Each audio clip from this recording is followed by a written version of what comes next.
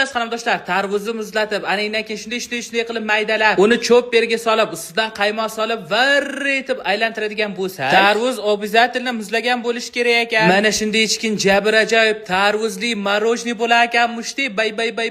Endi esa o'xsharmikan a? deb turib, mana shu retseptni sinab ko'raman deb 2 hafta oldin tarvuzni muzlatib, bemalol yong'oq chaqsa bo'ladigan darajada qotirganimdan so'ng bir amallab pichoqda maydalab oldim qarindoshlar. Bir ham qiyin kechdi shu maydalash. Muzlagan tarvuzni kesishdan qiyin ish yo'q ekan qarindoshlar. Muzlagan tarvuzlarimizni mayda qilib olganimizdan so'ng, uni ustidan chopperga ayamasdan qaymoqni soldim-ku.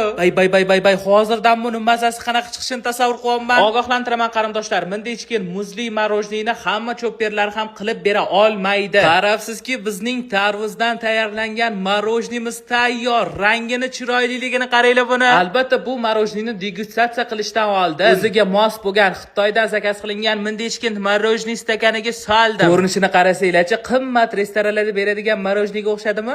Ana endi degustatsiyani boshlasak ham bo'ladi qarindoshlar. Qani qaymoq bilan tarvuzni aralashmasdan qanaqa marojniy chiqarkan deb yeb ko'rsam, qarindoshlar shunaqangi zo'r narsa bo'lar ekan. Ishonavering, bunaqa marojniy